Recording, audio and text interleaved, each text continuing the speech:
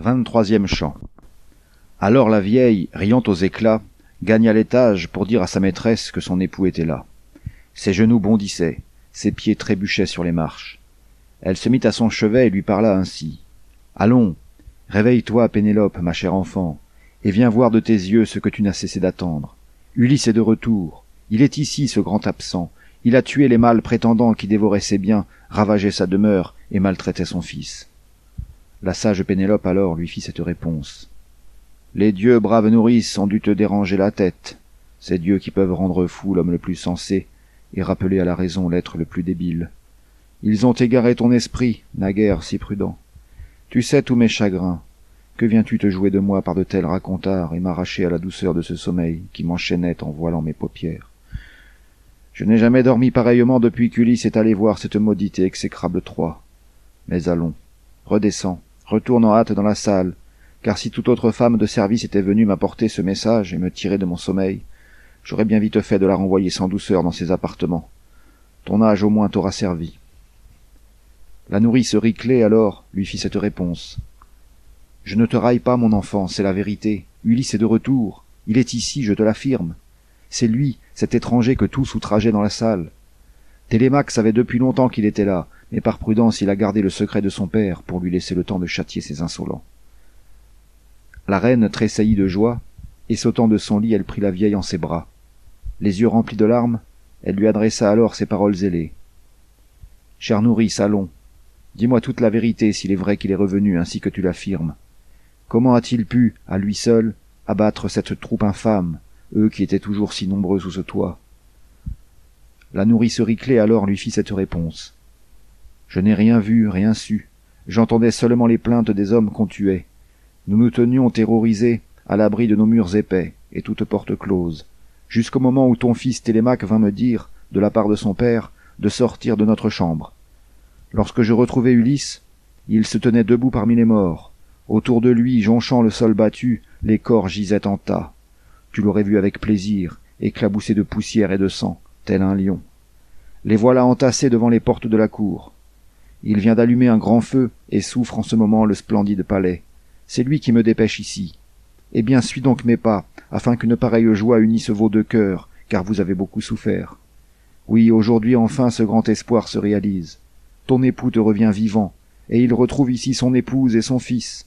Et quant aux prétendants fauteurs de tant de maux, il les a tous tués dans sa maison. » La sage Pénélope alors lui fit cette réponse. « Chère nourrice, attends un peu pour rire et triompher.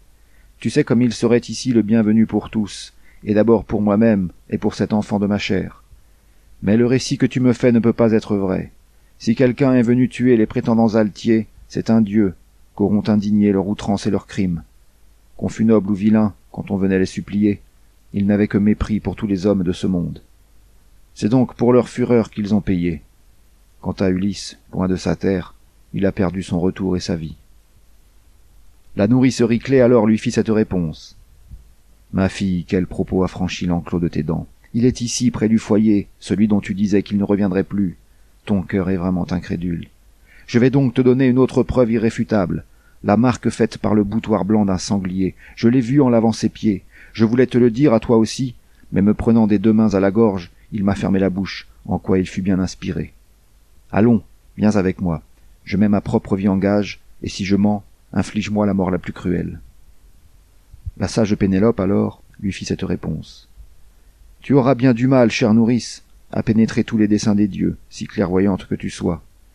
Mais allons rejoindre mon fils. Je veux voir s'ils sont morts, ces nobles prétendants, et celui qui les a tués. » Elle descendit donc l'étage, émue, et ne sachant si elle allait interroger son cher époux de loin, ou courir lui prendre les mains, la tête et les baisers. Quand elle fut entrée et eut franchi le seuil de pierre, elle s'assit au coin du feu, bien en face d'Ulysse, contre l'autre paroi. Et lui, adossé au pilier, était assis, les yeux baissés, et attendait le mot que sa vaillante épouse lui dirait en le voyant. Elle fut longtemps sans parler, la stupeur l'avait prise. Tantôt elle reconnaissait Ulysse en ce visage, tantôt elle ne voyait plus que ses méchants haillons.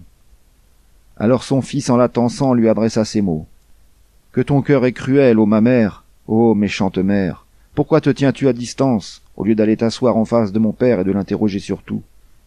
Nulle autre femme ne pourrait s'obstiner comme toi à se tenir loin d'un époux qui, après tant d'épreuves et une absence de 20 ans, reviendrait au pays. Mais ton cœur est resté plus dur que ne l'est un rocher. » La sage Pénélope alors lui fit cette réponse. « Mon enfant, la surprise est là qui me saisit le cœur. Je ne puis prononcer un mot, ni le questionner, ni même le regarder dans les yeux.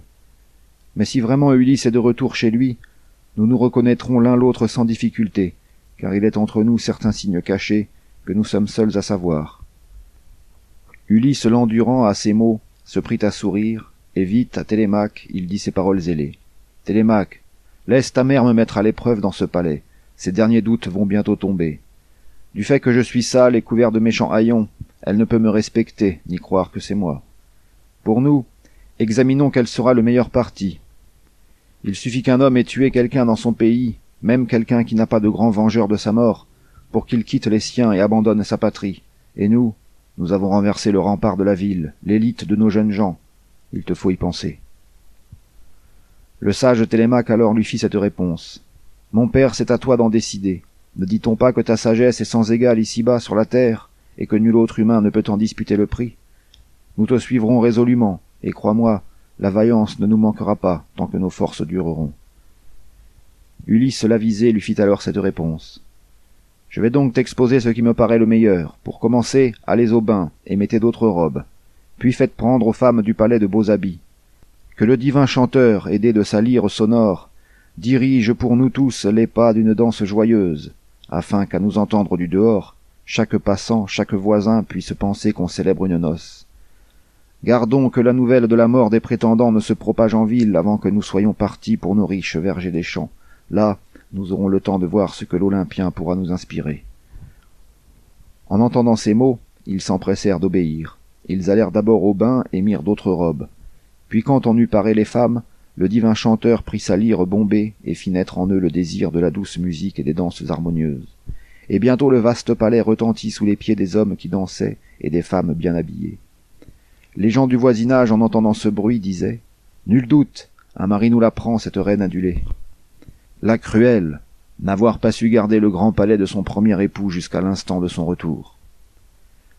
Voilà ce qu'on disait, sans rien connaître de l'affaire. Cependant, Ulysse au grand cœur était rentré chez lui. Eurynomée, après l'avoir baigné et frotté d'huile, le recouvrit d'une tunique et d'une belle écharpe. Athéna versa sur sa tête une auguste beauté, le rendit plus grand et plus fort, déroulant de sa nuque des cheveux bouclés comme l'est la fleur de la jacinthe. De même qu'un artiste habile, instruit par Héphaïstos et Pallas Athéna dans les arts les plus variés, verse l'or sur l'argent et fait de gracieux ouvrages, ainsi, sur sa tête et son buste, elle versa la grâce. Quand il sortit du bain, on l'eût pris pour un immortel. Il se rassit dans le fauteuil qu'il venait de quitter en face de sa femme et lui adressa ces paroles.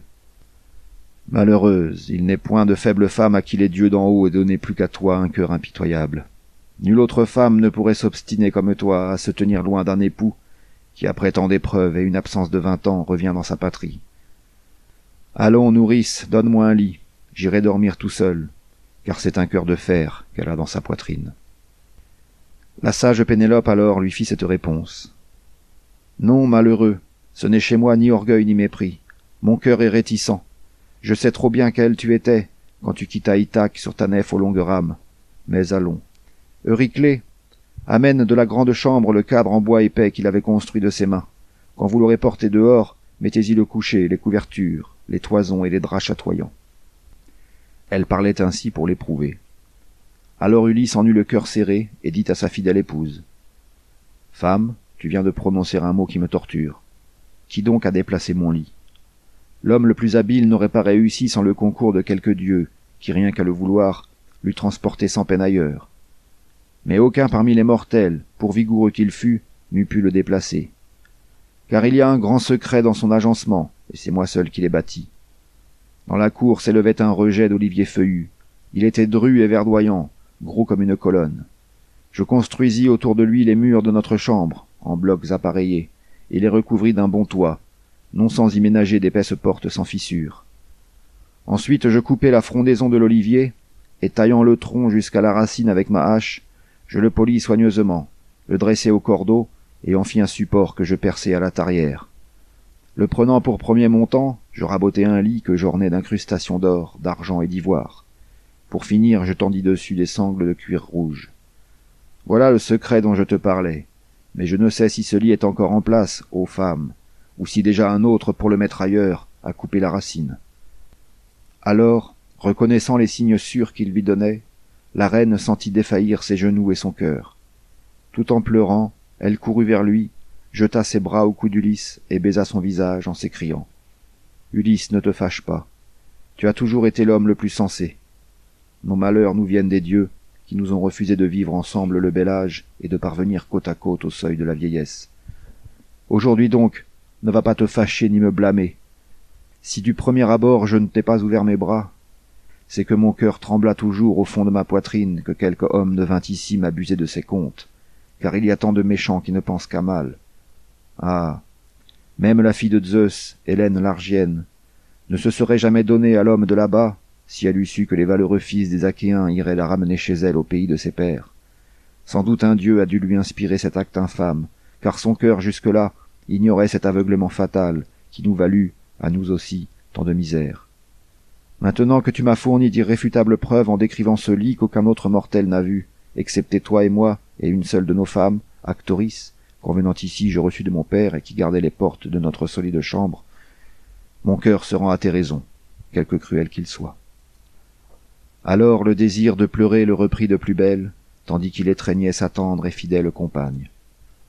De même que la terre apparaît douce aux naufragés, quand Poséidon a fait sombrer en mer leurs bons navires livrés aux assauts conjugués de la vague et du vent, bien peu émergent de l'écume et nagent vers la terre, le corps entièrement couvert d'une couche de sel, mais trop heureux de prendre pied et d'avoir fui l'orage.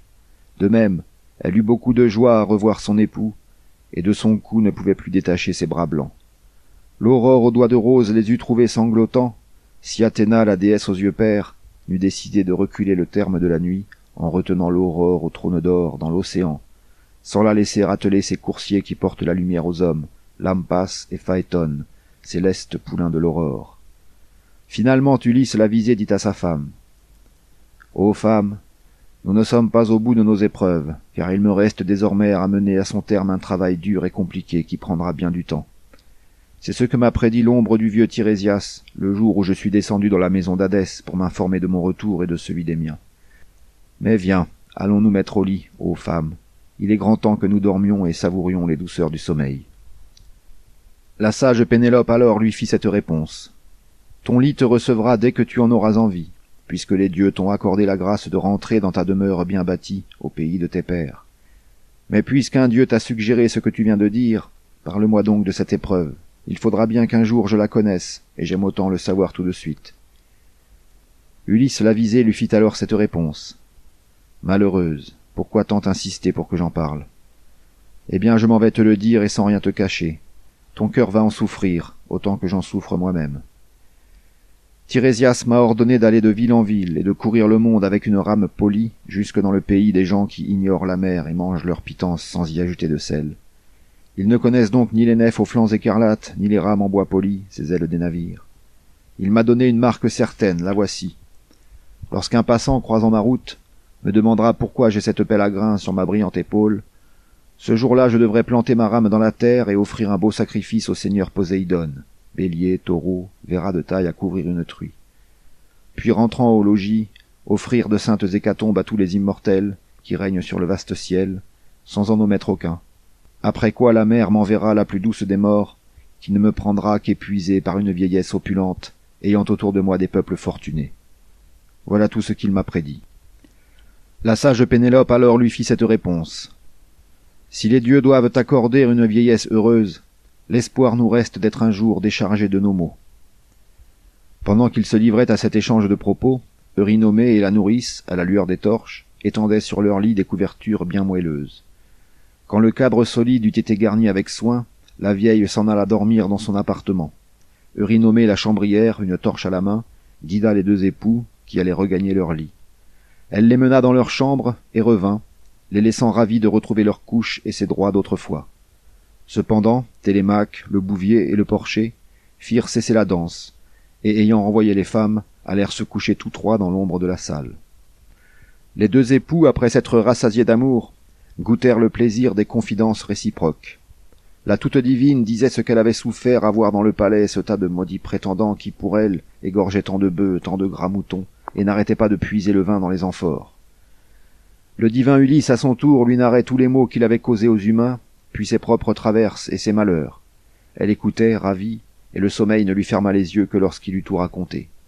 Il lui narra d'abord comment il vainquit les Cicones, comment il atteignit le gras pays des Lotophages, quel crime commit le Cyclope, et comment il vengea ses braves compagnons qu'il avait mangés sans pitié. Comment il parvint chez Éole, qui le régala et aida son retour. Mais le sort ne lui permit pas de revenir chez lui, car la tempête le saisit et l'emporta tout gémissant sur la mer poissonneuse. Comment il atteignit la Télépile l'Estrigone, où il perdit ses nefs et tous ses compagnons guetterés. Ulysse fut le seul à fuir avec sa sombre nef. Il raconta la ruse insidieuse de Circé, et comment il gagna le putride séjour d'Hadès pour interroger l'ombre du Thébain Tirésias sur son navire au bon rameur, et y vit tous ses gens et sa mère qu'il engendra et nourrit son enfance. Comment il entendit la voix des sirènes sifflantes et atteignit les roches planctes, l'horrible Caribe des Scylla, dont jamais nul homme ne put réchapper. Comment l'équipage tua les vaches du soleil, comment le grand honneur frappa de sa foudre fumante le rapide vaisseau, faisant périr ses braves gens tous à la fois, sauf lui, qui échappa au sombre parc.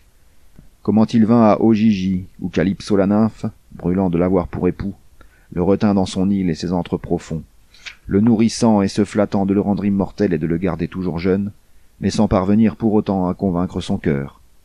Comment il échoua enfin chez les Phéaciens, qui l'honorèrent dans leur âme à l'instar d'un vrai dieu et le reconduisirent par vaisseau dans sa patrie, après l'avoir comblé de vêtements de bronze et d'or. Il finissait, lorsque le doux sommeil libérateur fondit sur lui et délivra son cœur de tout souci. Alors la déesse aux yeux pères prit un autre parti. Dès que dans le fond de son âme, elle jugea qu'Ulysse avait goûté les charmes de l'amour et du sommeil, elle appela de l'océan la fille du matin au trône d'or, pour qu'elle portât la lumière aux hommes. Quittant son lit moelleux, Ulysse dit à son épouse : « Femme, nous sommes tous les deux rassasiés d'épreuves. Pendant que tu te tourmentais dans l'attente angoissée de mon retour, Zeus et les autres dieux me retenaient et m'accablaient de maux, loin de la terre de mes rêves. Maintenant que nous avons retrouvé ce lit si cher, à toi de veiller sur les biens que j'ai encore ici. Pour compenser les bêtes que ces insolents m'ont prises, j'irai en prendre ailleurs, et les Achéens m'offriront le reste, jusqu'à temps que mes étables soient bien pleines. Mais je veux d'abord aller faire un tour dans mon verger, pour voir mon noble père, qui se ronge de chagrin. Je te sais raisonnable, écoute pourtant mon conseil. Aussitôt le soleil levé, le bruit va se répandre que j'ai, au sein de ce palais, tué les prétendants. Regagne ton étage en emmenant tes chambrières, n'en bouge plus. Il ne faut pas qu'on te voie ou t'entende. » Il dit, puis ajusta sa belle armure à ses épaules, fit lever Télémaque, le bouvier et le porcher, et commanda à tous de prendre un attirail de guerre. Ils s'empressèrent de passer leurs armures de bronze. On ouvrit la porte, on sortit. Ulysse allait devant. Déjà le jour se répandait sur terre, mais Pallas les couvrit d'un nuage et les poussa vite dehors.